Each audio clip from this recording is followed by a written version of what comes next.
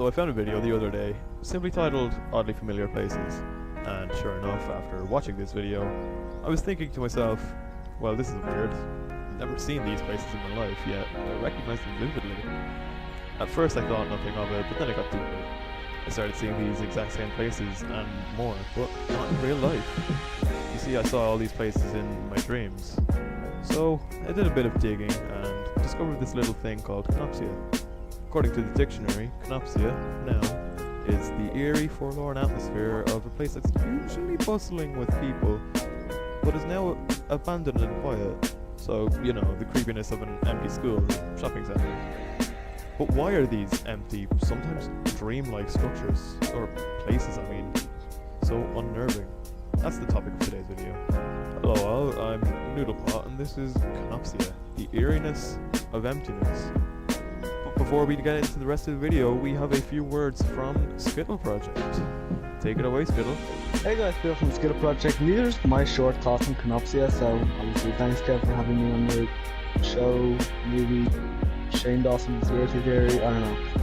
Right, so have you ever watched a video that goes by the title something like, I don't know, strangely familiar places with unnerving music and kind of realize a pattern? Honestly, yeah, it's probably only me. I thought so, but you know. Anyway, well, we have one of those videos linked in the description if you've never seen one before, so go watch that. I don't know why you'd be here if you've never seen one. Whatever, okay? Watch it and try and explain what you see in one of the rooms. It's, I'd assume, pretty hard. You know, just rooms with little snow furniture, a lack of windows, or even when there is, it would be pitch black outside. Maybe even a blinding light you can't see.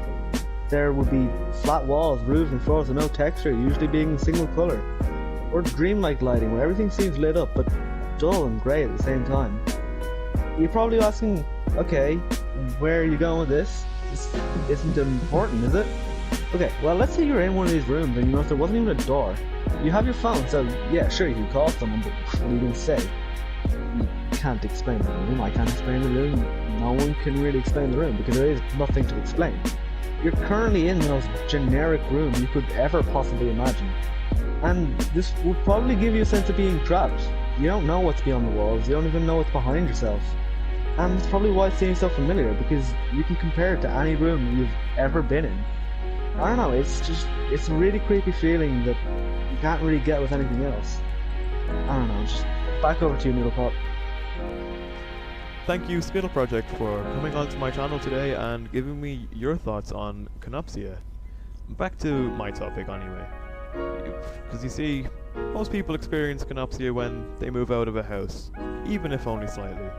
See, our brains notice and pick up on just how empty a place can feel. A place where you, your family, your friends would all usually be, and everybody's gone. We also experience it in empty school hallways. Once they were a busy, bustling corridor filled with students and teachers. Now it's just filled with empty space. Abandoned amusement parks, train stations, offices. They all have that same feeling of creepy emptiness.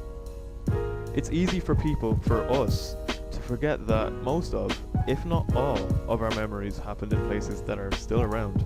The rooms barely changed, still with people that, despite your absence, carry on with their lives.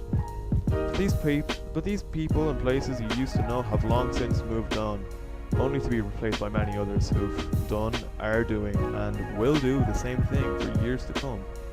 Maybe we tried to stay in these places long enough to hang on to some memories, hoping that the world would stay with us to keep us company. But with all things in life, you must pack up and move on eventually. Walk through the rooms of your house one last time.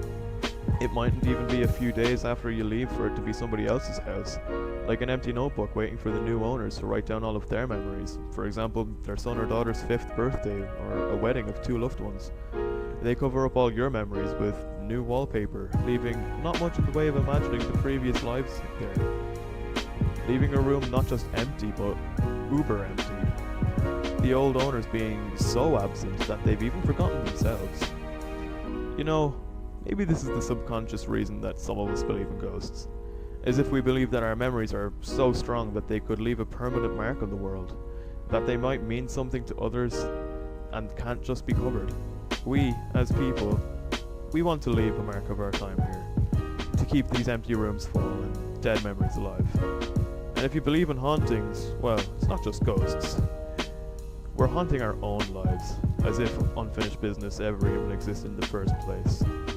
But anyway, this has been a brief look at Kenopsia. Thank you for listening.